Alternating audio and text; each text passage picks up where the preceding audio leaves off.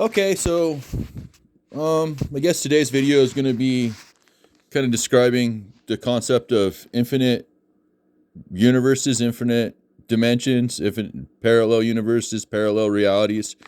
And there's a book that Dr. Seuss wrote. It's kind of cool. Dr. Seuss actually lived in La Jolla, California. It's a nice beach area. It's highly populated now. It's like one of the nicest beaches in San Diego County, but it's always packed. It's got a nice, really nice break for waves. It's very gentle, small break actually. So it's kind of like for like an amateur or whatever. But it's a nice kind of like crescent shaped beach. It's very the gradient going into the ocean is very shallow. It's like a 1 or 2% gradient. So you go into the water gently. But yeah, it's a really nice beach, La Jolla. Yeah. So, anyways, Dr. Seuss lived in La Jolla, and he wrote, the Dr. Seuss books, and one of the books was Horton Hears a Who, and that was about an elephant, and he was holding what was the equivalency of a dandelion flower, and the synopsis of the book was that there's a little world of creatures inside the dandelion flower, and nobody could hear it except the elephant because of his giant ears. And there's a scientist that was sitting there on the top of a tower, which was like in a city, right? He had a giant building, if I remember correctly, with a bunch of funny looking contraptions that looked like horns for talking and hearing. And Horton, with his big elephant ears, could hear it, and it was kind of a metaphor saying that there's a whole entire universe inside of a dandelion flower. And kind of in the same way that I came up with the idea that our galaxy, a galactic cluster, is essentially one brain cell, and that would explain why we have this like lightning that goes among the universe. You got these lightning strikes that go among the universe. I don't know what you would call it. It's a giant electrical discharge. That would be the equivalency of something like synaptic gaps firing between brain cells. And that would explain why we have galactic clusters or galactic strings, these galaxy strings that we don't have an explanation of why they're stringed out between galactic clusters. Those would be your axion, I think axion and a dendrite going to a synaptic gap. But anyways, if you look at it and you expand yourself outward, you can look at our galaxy as basically the equivalency of one brain cell. And our solar system is one oxygen molecule. We were 9 planets, but they downgraded us to Pluto from Pluto not being a planet, which in reality, if you think about it and you look at the periodic table of charts, the ninth element is fluorine, which is a really caustic, it's a really reactive gas. If you have pure fluorine, it'll like eat right through your arm. If it's in liquid form and you were to pour it on your arm, it would just about eat you to the bone. So it's one of the most caustic, nastiest elements on the periodic table as far as reactivity goes. And so we got downgraded from fluorine to oxygen, which oxygen is like the molecule of life. So I say downgrade from 9 to 8 electrons, but in reality it's designating us as oxygen. Being a life-giving solar system is much better than being considered fluorine.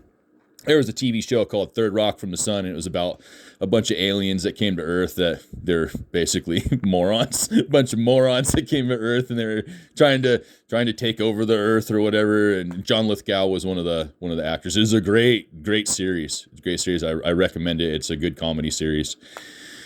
And they've got a big giant head. Incoming signal from the big giant head, which is kind of similar to Rick and Morty's. They've got the big giant head episode of Show Me What You Got. And it's kind of a take on third rock from the sun, kind of a joke. Third rock from the sun is Earth, right? So that was the metaphor of what the name of the series was.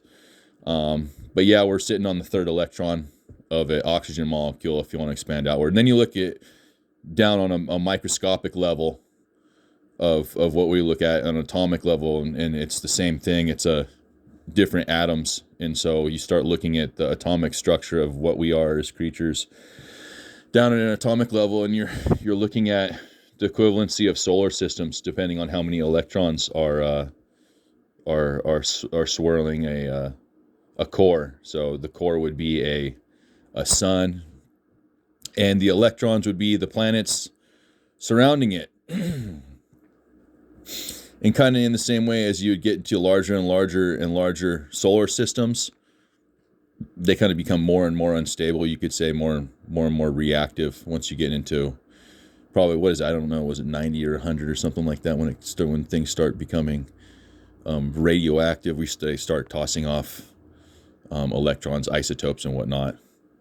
I'm not sure quite. I didn't really look at the the periodic table of elements much past, like heavy metals of stuff like that. I didn't really look at the reactive properties of things past that.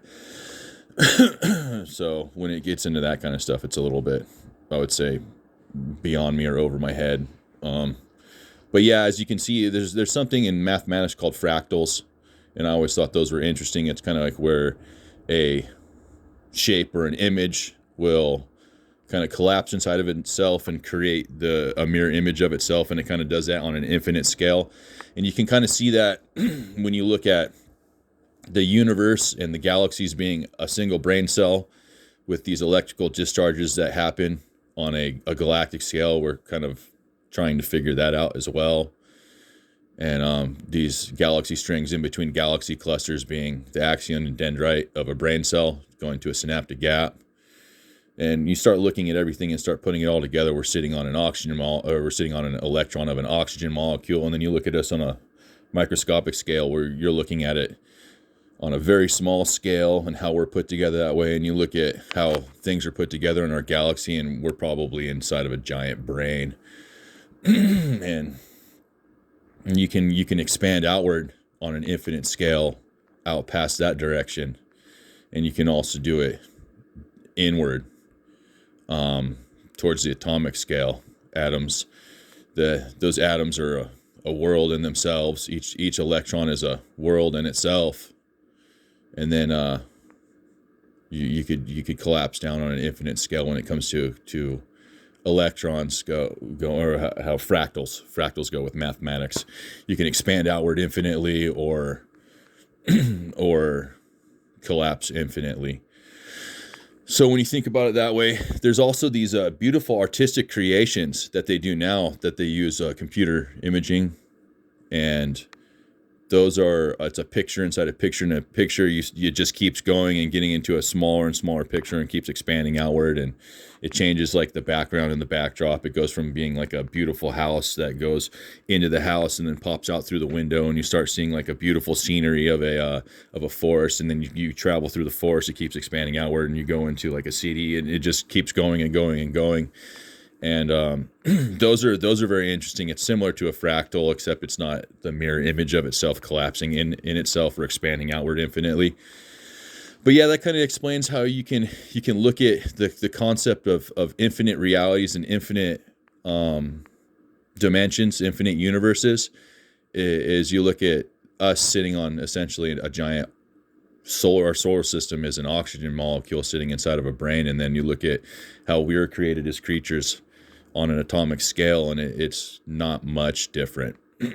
So if it's happened on an expanse as far as us sitting on the third rock from the sun, as far as a planet goes, and then you break it down to such a minute size as far as the atomic structure that holds us together and holds everything together around us on an atomic scale, you can safely assume that it collapses on an infinite scale, and it expands outward on an infinite scale. It's just we don't have the technology or the development of being able to fall into an infinite level of microscopic size, as well as expand outward far enough to be able to observe outside of our scope of our telescopes and our like the Voyager, our satellites that go and travel outward far enough for us to be able to expand our knowledge and expand our visual representation of what is around us.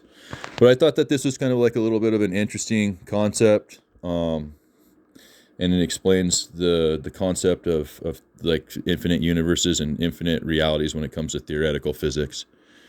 And yeah, I hope this helps somebody. I hope this kind of gives you an idea of what I'm talking about, and kind of how the possibility is there, and this gives a better explanation of how it exists, expanding outward infinitely and also inward on a microscopic atomic scale. Have a good day. Hope you enjoy this. The next one will be about where we come from as far as the origin of the human species.